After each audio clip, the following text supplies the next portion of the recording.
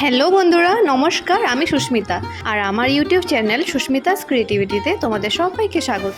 ঘরে খুব সহজে মসুর ডালের বড়ি কিভাবে বানাবে আজ তোমাদের সাথে আমি সেটাই শেয়ার করব।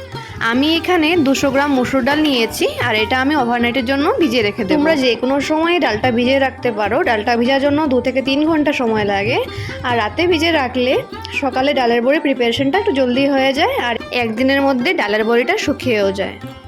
তোমরা চাইলে মিক্সিতেও পেস্ট করতে পারো।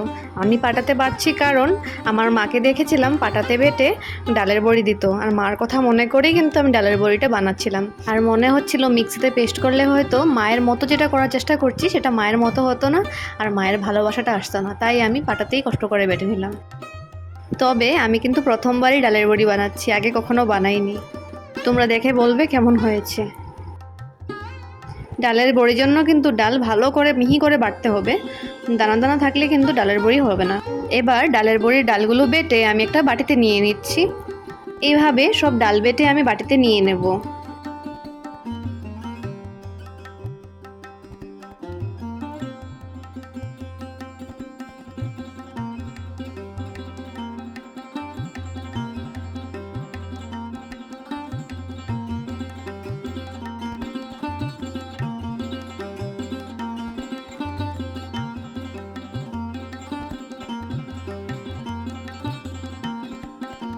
ডাল বাটাগুলোকে 5 মিনিট মতো ভালো করে ফেটাবে। যতক্ষণ না ফোমের আকারে হয়ে আসছে ততক্ষণ ফেটাবে। ডালটা ফেটানো হয়ে গেলে বুঝবে ফোমের আকারে হয়ে আসছে আর কালারটাও কিন্তু চেঞ্জ হয়ে যাবে। দেখতে পাচ্ছ কালারটা কিন্তু একটু চেঞ্জ হয়ে গেছে। এখন আমি একটা স্টিলের থালায় তেলটা ভালো করে লাগিয়ে নেব, নিচে থেকে যাতে না লেগে আসে আর শুকানোর পর খুব সহজে যাতে উঠে যায় তার জন্য থালার মধ্যে তেলটা ভালো করে লাগিয়ে নিতে হবে।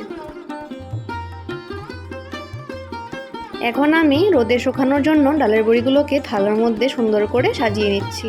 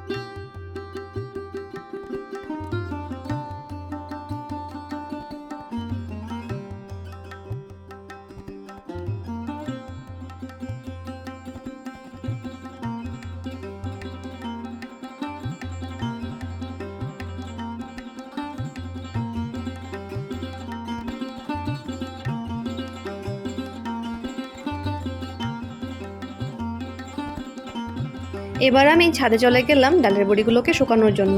এরকম যেদিন কড়া রৌদ্র থাকবে সেদিনই তোমরা ডালের বড়ি দেবে, না হলে কিন্তু মেঘলা দিনে ডালের বড়ি দিলে শুকোবে না আর নষ্ট হয়ে যাবে। সেই জিনিসটা লক্ষ্য রেখেই তোমরা ডালের বড়িগুলো দিও। কড়া রৌদ্র পেলে কিন্তু একদিনের মধ্যে ডালের বড়ি শুকিয়ে যাবে। আর এবার দেখো ডালের বড়ি শুকিয়ে এসেছে। যেহেতু আমি নিচে তেল দিয়ে দিয়েছিলাম তার জন্য খুব সহজেই ডালের বড়িগুলো উঠে গেছে।